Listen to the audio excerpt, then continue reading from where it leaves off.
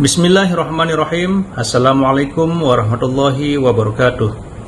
Alhamdulillahirrabbilalamin. Wassalatu wassalamu ala ashrafil anbiya'i wal mursalin Sayyidina Muhammadin wa ala alihi wa sahbihi ajma'in, amma ba'du. Sahabat beriman yang dimuliakan Allah, syukur alhamdulillah kita bertemu lagi di channel ini. Pada kesempatan yang berbahagia ini, mari sejenak kita luangkan waktu kita untuk bersama-sama kita simak tausiah fenomenal dari guru kita. Tentunya banyak sekali ilmu, hikmah, dan manfaat yang bisa kita jadikan pelajaran dalam kehidupan kita sehari-hari.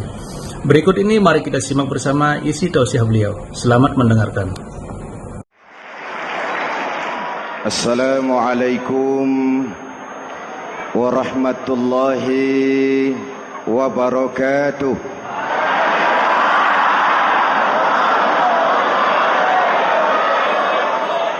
Alhamdulillahi Rabbil Alamin. Wassalatu wassalamu ala ashrafil mursalin Sayyidina wa maulana Muhammadin wa ala alihi wa sahbihi ajma'in, amma ba'du. Para ulama yang saya muliakan, hadirin hadirat ma'asyiral muslimin yang saya cintai, banyak kita alami perubahan-perubahan yang terjadi, baik perubahan yang menyangkut sosial budaya, lebih-lebih yang menyangkut sosial politik. Yang tidak banyak mengalami perubahan adalah sosial ekonomi. Bahkan angka kemiskinan kita naik menjadi 3/5 dari total penduduk kita hidup di bawah garis kemiskinan, dan 20% diantaranya miskin mutlak. Perubahan-perubahan yang terjadi menyadarkan kita kepada kebenaran Al-Quran ketika Allah menyatakan wa tilkal ayyamu nudawiluha bainan nas. Hari itu kami putar di antara manusia. Ada saat datang, ada waktu pergi. Ada hari lahir, ada saat kembali. Ada waktu dilantik, ada saat menyerahkan jabatan. Hari kami putar di antara manusia dan hidup cuma sekadar menunggu giliran. Soalnya kemudian di tengah perubahan-perubahan yang terjadi begitu cepat, what must we do now?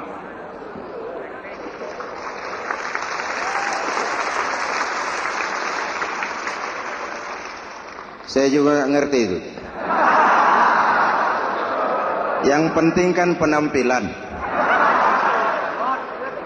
Saudara-saudara kaum muslimin di seluruh tanah air, jadi pemimpin adalah pelayan bagi orang yang dipimpinnya.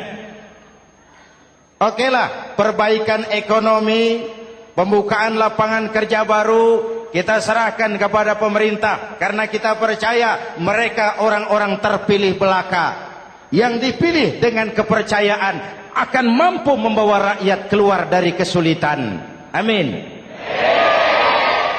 Tugas kita sekarang di zaman susah meluruskan akidah. Jangan sampai mbah dukun yang naik ke permukaan. Betul? Islam misinya yang pertama membebaskan manusia dari kemusyrikan. 13 tahun Rasul berjuang di Makkah, menanamkan akidah, meluruskan keyakinan, membentuk iman. 13 tahun membebaskan manusia dari belenggu kemusyrikan. 13 tahun menanamkan la ilaha illallah Muhammadur Rasul dengan seluruh konsekuensinya. Kalau saya yakin tidak ada Tuhan selain Allah, saya tidak akan minta tolong kecuali hanya kepada Allah. Saya tidak akan pernah takut kecuali hanya kepada Allah. Saya tidak akan menggantungkan hidup kecuali hanya kepada Allah. Saya tidak akan minta rizki kecuali hanya kepada Allah. Saya tidak akan melarikan persoalan kecuali hanya kepada Allah. Kalau konsekuen dengan keyakinan ini, Mbah Dukun nggak dapat tempat.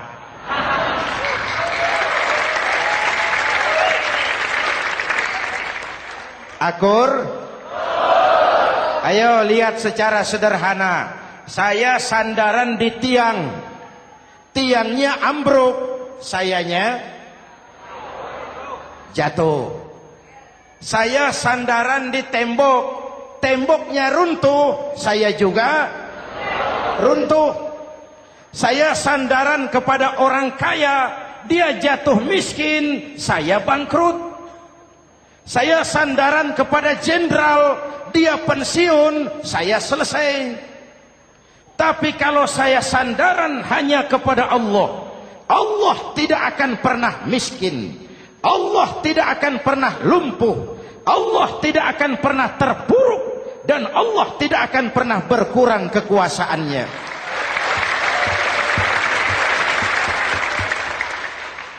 Maka umat Islam, sesulit apapun zaman yang kita hadapi, Allah juga tempat kita bersandar. Jelas? Selama ini kita iman dalam ucapan, tapi sekuler dalam perbuatan. Di masjid ada Allah, di kantor Allah tidak ada, maka korupsi merajalela.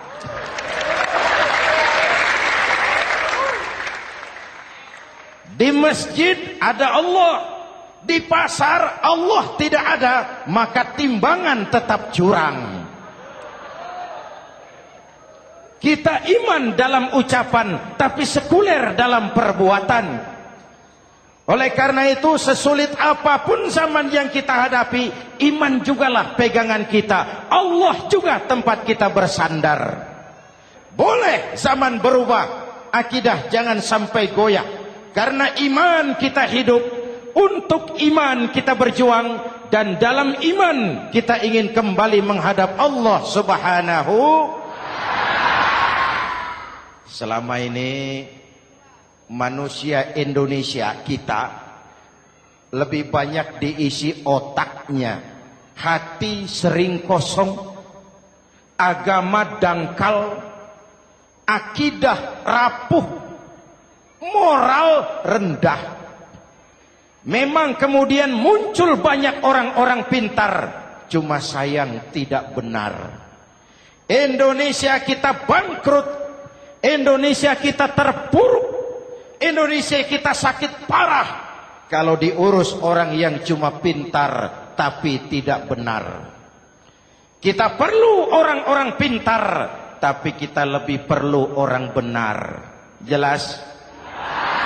Kalau cuma pintar tapi tidak benar, itu yang sering saya sampaikan, nanti disuruh ngurus beras malah nimbun beras.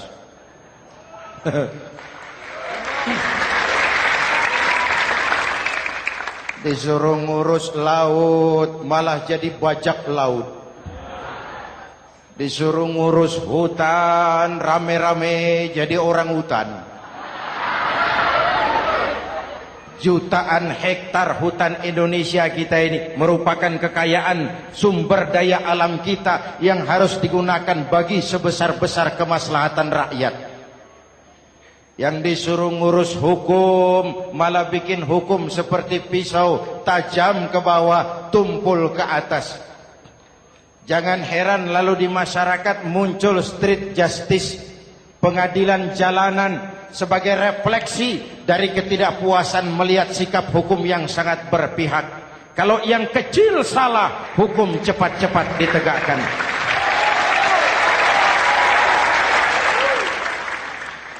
Lihat saja sekarang ini kalau orang terkenal banyak uang punya masalah, antri yang bela. Betul? Tapi saudara lihat si Marsinah di Jawa Timur, si Sengkon dan Karta di Jawa Barat, si Udin Bernas wartawan Jogja, terseok-seok mencari keadilan, sampai hari ini urusannya masih remeng-remeng. Kenapa bisa begitu? Jawabannya sederhana, tidak ada fulus. Ada fulus mulus, tidak ada fulus manfus. Betul? Jangan sampai para penegak hukum kita terjebak pada lagu baru, maju tak gentar membela yang bayar. Biar bertentangan dengan nurani, biar bertentangan dengan public opini, biar bertentangan dengan rasa keadilan. Siapa yang bayar, itulah majikan. Mau benar atau salah, belain terus. Kalau seperti inilah hukum kita, mafioso keadilan akan tetap gentayangan. Hadirin yang saya hormati, 13 tahun beliau berjuang di Mekah, meluruskan keyakinan, memantapkan akidah, meneguhkan iman. Dari situ segalanya dimulai, dan ke situ segalanya akan menuju. Intan paling mahal, mutiara paling berharga, tidak lain adalah nilai-nilai keimanan. Kalau itu sudah tergadai, apalagi yang bisa kita banggakan dalam kehidupan ini? Kita merasa harta kita berharga, belum ada artinya ketimbang iman. Kedudukan kita punya nilai pun belum ada artinya ketimbang dengan nilai-nilai keimanan. Itu intan paling mahal, itu mutiara paling berharga. Harta baru ada manfaatnya kalau dilandasi dengan iman. Jabatan dan kedudukan baru terasa gunanya kalau dilandasi dengan keimanan. Kalau jabatan lepas dari iman, yang akan lahir Fir'aun baru. Jelas? Kalau harta terlepas dari iman, yang akan muncul adalah konglomerat korun. Kalau ilmu pengetahuan terlepas dari nilai dasar keimanan, maka yang akan muncul adalah ilmuwan pelacur yang menyalahkan yang benar, membenarkan yang salah untuk kepentingan pribadi. Dan kondisi seperti itu tidak akan membuat kita makin sehat. Oleh karena itu, pada kesempatan ini, pesan pertama saya, menghadapi zaman susah, tetap jaga akidah, tetap pelihara keyakinan. Kesulitan bukan untuk ditakuti, untuk diatasi. Hidup adalah kerja keras, bukan keajaiban. Perubahan tidak akan datang hanya dengan simsalabim abragadabra. Perubahan tidak akan muncul hanya dengan berandai-andai. Perubahan tidak akan turun dari langit seperti turunnya embun di waktu malam. Perubahan adalah kerja keras, sehingga Al-Quran membimbing kita, innallaha la yughayyiru ma biqaumin hatta yughayyiru ma bi anfusihim. Allah tidak akan mengubah keadaan suatu bangsa kalau mereka tidak mau mengubah apa yang ada di dalam diri mereka. Yang ada di dalam diri itu rule of thinking, state of mind, cara kita berpikir, cara kita memandang kehidupan, cara kita mengatasi persoalan. Hadirin yang saya hormati, inilah iman. Berangkat dari ini kita menyadari, ini ujian buat kita rakyat. Dan kita rakyat Indonesia ini kalau sama susah sih sudah kenyang. Ya Pak? Ya Pak?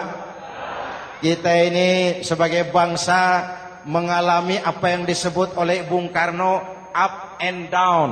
Naik, turun, timbul, tenggelam, pasang, surut. 350 tahun dijajah oleh Belanda, kita susah. Berangkat Belanda masuk Jepang, susah lagi. Pergi Jepang, datang nikah, susah lagi. Lalu kita merdeka, dirongrong oleh berbagai pemberontakan, susah lagi. Makan bulgur, antri minyak. Lalu PKI berontak, susah lagi. Muncul orde baru, lama-lama susah lagi. Orde Baru selesai, naik reformasi, mulai repot nasi, susah lagi.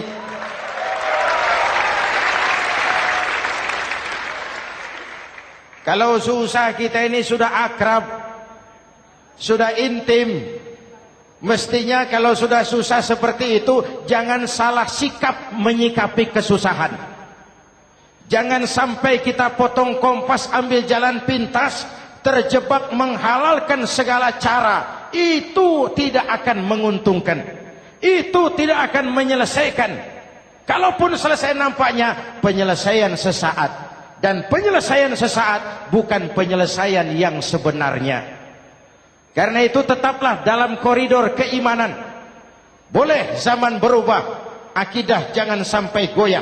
Silahkan masa berganti, tapi keyakinan jangan mati. Sekali la ilaha illallah, sampai tetes darah paling penghabisan, tetap la ilaha illallah. Sanggup? 3 orang. Sanggup? 21. Sanggup? Kalau sanggup kita harus konsekuen. Saudara-saudara di seluruh tanah air, misi yang kedua dari Islam setelah membebaskan manusia dari kemusyrikan, membebaskan manusia dari ras diskriminasi, mengikat manusia dengan tali akidah. Sebelum Islam datang, manusia dibedakan oleh warna kulit, manusia dibedakan oleh faktor keturunan, manusia dibedakan oleh faktor harta dan benda.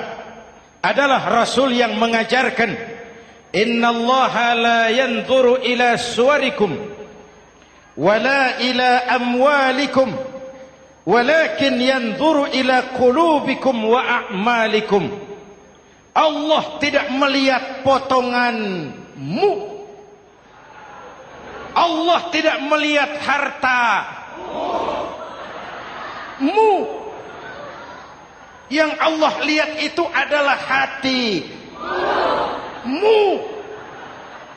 dan amal perbuatanmu. Jauh sebelum Amerika teriak-teriak membanggakan apa yang mereka sebut sebagai Declaration of Independence, Nabi sudah mengajarkan kepada kita semua, annas kulluhum li Adam wa Adam min turab la fadla li arabiyyin ala ujamiyyin illa bittaqwa. Seluruh manusia berasal dari Adam.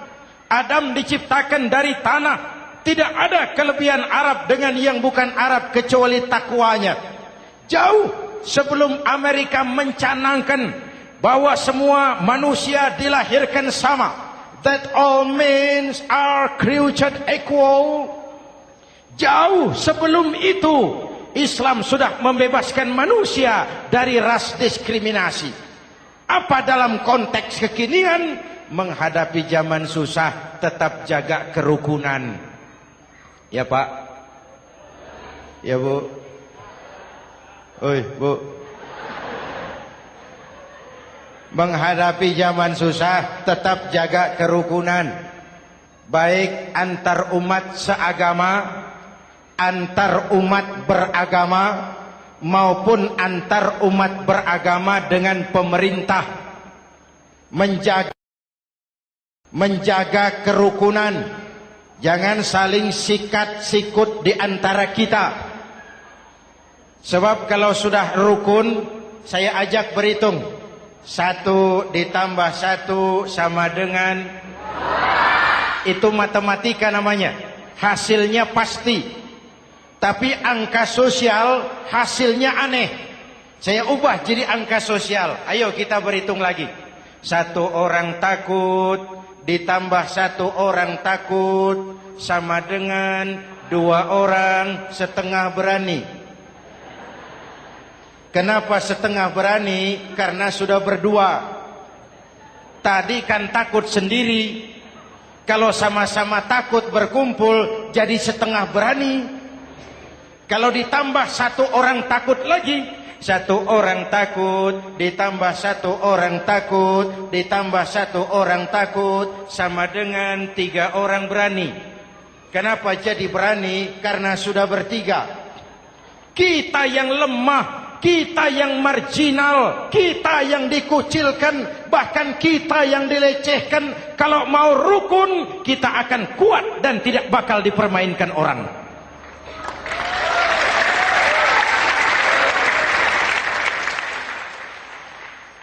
Tapi kalau rukunnya yang satu mau menikam yang lain, saya ajak berhitung lagi. Yuk berhitung yuk. 1 ekor ayam ditambah 1 ekor musang sama dengan 1 ekor musang. Kemana ayamnya? Dimakan musang. Betul nggak nih hitungan? Ayo kita hitung lagi. 1 ekor ayam ditambah 1 ekor musang sama dengan 1 ekor musang. Kemana ayamnya? Dimakan musang. Jadi kalau kita suka kumpul dengan orang yang mau makan kita, selesailah kita.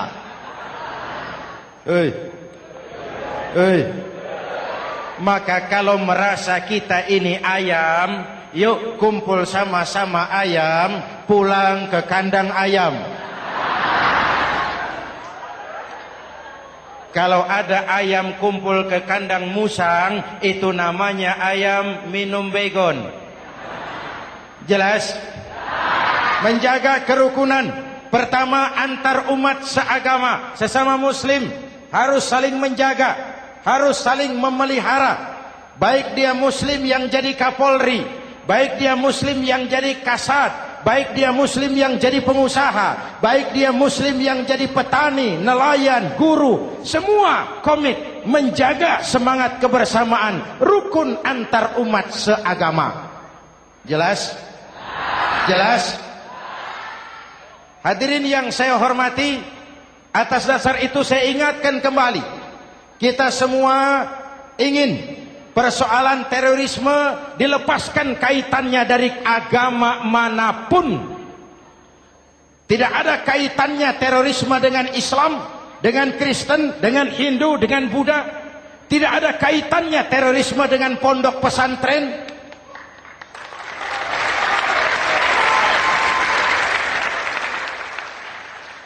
Jangan sampai pesantren jadi kambing hitam. Karena sejak zaman penjajahan, pesantren sudah terbukti memberikan kontribusi bagi perjuangan memerdekakan rakyat Indonesia.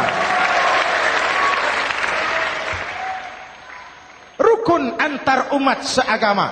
Yang kedua, rukun antar umat beragama. Islam ini rahmatan lil alamin. Jangankan manusia walaupun berbeda agama, binatang saja dihormati. Ada hadis, fa iza zabahtum fa ahsinuz zibhata. Kalau kamu menyembelih hewan, sembelihlah dengan cara yang terbaik. Jangan menyembelih ayam dengan pisau tumpul. Itu namanya tidak berperi kebinatangan. Yang kecil lagi, saudara buka babul istinja. Makruh buang air kecil di tanah yang berlubang. Sebab apa? Pertama, menjaga kesehatan. Siapa tahu di lubang yang saudara buang air kecil itu ada gas beracun. Kalau tidak, melindungi binatang yang ada di dalam lubang. Siapa tahu di lubang yang saudara buang air kecil itu ada semut sedang rapat membahas terorisme. Apa dosanya lalu mati dikencingi? Ini namanya rahmatan lis semut. Binatang saja dilindungi. Maka perbedaan agama tidak harus menyebabkan kita bertolak belakang. Perbedaan agama bukan alasan untuk saling bermusuhan. Apalagi kita sudah menyadari tentang kemajemukan kita, tentang kebinekaan kita, tentang keragaman kita. Rukun antar umat beragama. saling menghormati, saling menghargai, tapi tetap dalam batas lakum dinukum. Lalu rukun antar umat beragama dengan pemerintah. Hadirin yang saya hormati, yang benar kita dukung, yang salah kita perbaiki dan kita tegur menurut cara-cara yang diajarkan oleh agama kita. Dan sholat berjamaah pendidikan bernegara yang paling bagus. Tadi kita sholat ada imam, ada makmum, betul?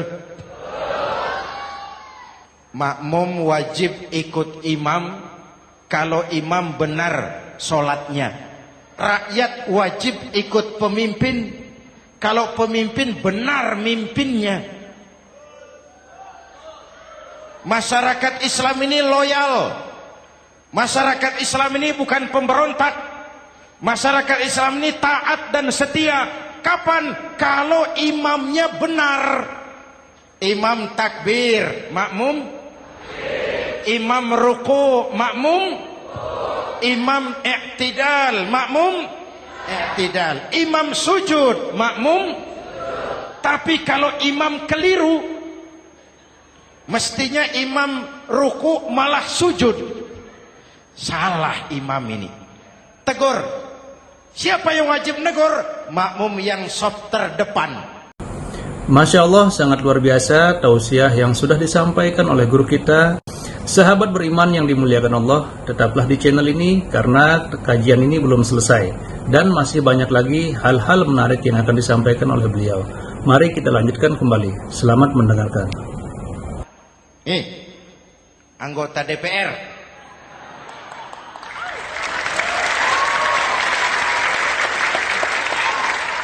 ini wakil-wakil makmum ini, soft di depan ini. Kalau imam keliru mereka paling tahu. Ngomong, tegur. Bagaimana negurnya? Ada aturan main. Mestinya ruku, imam sujud. Salah ini imam. Subhanallah. Kan begitu negurnya. Betul? Tidak boleh juga imam keliru, makmum emosi. Main pegang. Woi, makmum salah. Hoi, hoi. Kacau sholat. Betul? Anggota dewan ini, soft di depan. Itu kalau imam keliru. Satu saat imam buang angin. Namanya manusia bisa buang angin toh. Apa makmum lalu berkata, demi kesetiaan saya kepada imam, imam buang angin, saya lebih keras lagi. Itu namanya fanatisme buta. Loyalitas yang goblok. Imam buang angin, minggir. Iyyaka na'budu wa iyyaka nasta'in. Sampai situ imam buang angin, minggir imam. Lalu soft yang di depan maju. Tidak usah bikin sholat baru, teruskan pekerjaan imam. Ihdinas siratal mustaqim. Teruskan. Kenapa? Kalau bikin sholat baru lagi, nanti buang angin lagi. Bikin lagi sholat. Kapan selesainya sholat? Kapan selesainya membangun negara ini? Yang penting imam tahu diri, buang angin, minggir.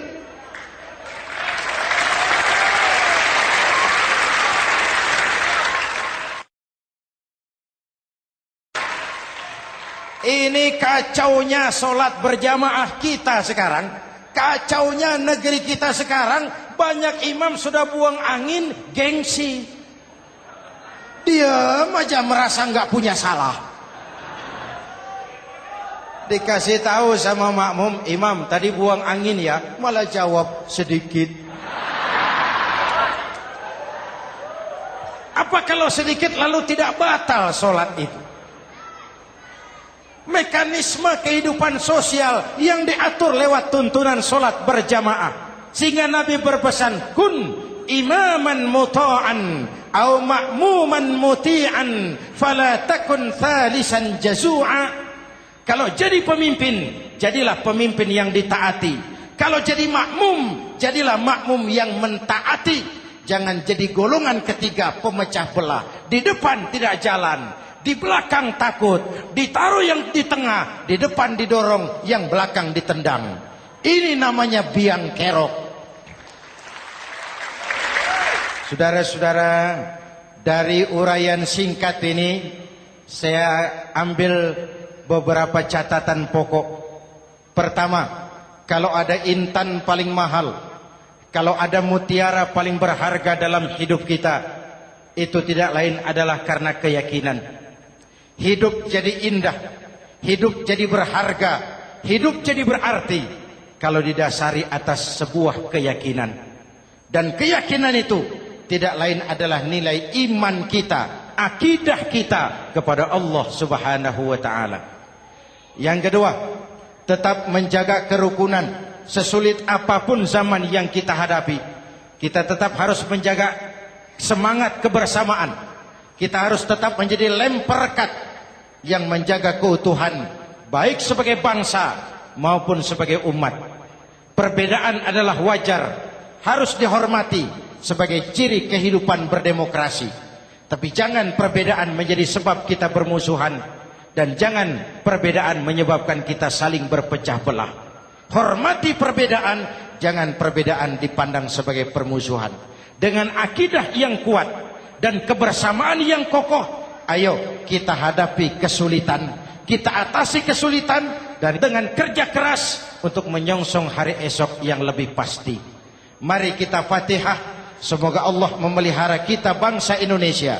Ala hadhihi niyah wa ila hadratin Nabi. Al-Fatihah.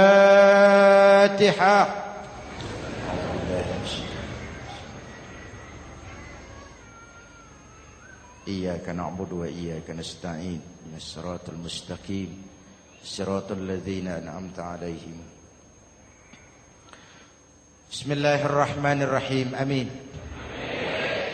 Alhamdulillahi rabbil alamin. Allahumma salli wa sallim mubarak ala sayyidina Muhammadin wa ala alihi wa sahbihi ajma'in. Allahumma rabbana taqabbal minna salatana wa siyamana wa qiyamana wa takhashu'ana wa ta'abbudana wa tammim taksirana ya arhamar rahimin. Allahumma aslih man fi salahihi salahul muslimin. Allahumma ahlik man fi halakihi salahul muslimin. Allahumma rabbana la tu'akhizna in nasina aw akhtana.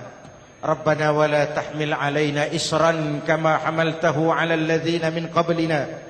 ربنا ولا تحملنا ما لا طاقة لنا به واعف عنا واغفر لنا وارحمنا أنت مولانا فانصرنا على القوم الكافرين.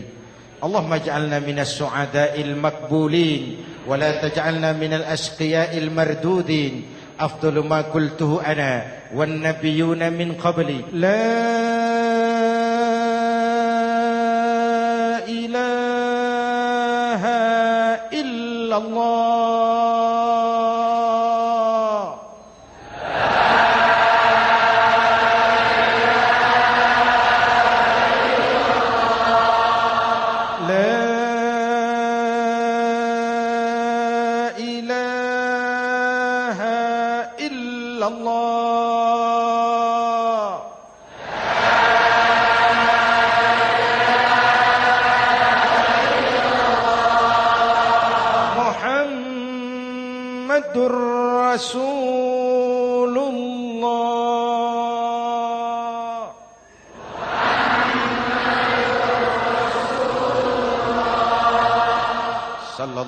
عليه وآله وسلم كلمة حق عليها نحيا وعليها نموت وعليها وبها نبعث إن شاء الله من الآمنين من الآمنين من الآمنين رحمتك يا أرحم الراحمين. صلى الله على سيدنا محمد وعلى آله وصحبه أجمعين. Ana rabbika rabbil izzati amma yasifun. Salamun alal mursalin. Walhamdulillahi rabbil alamin. Jumpa lagi di lain kesempatan insyaallah. Wassalamualaikum warahmatullahi wabarakatuh.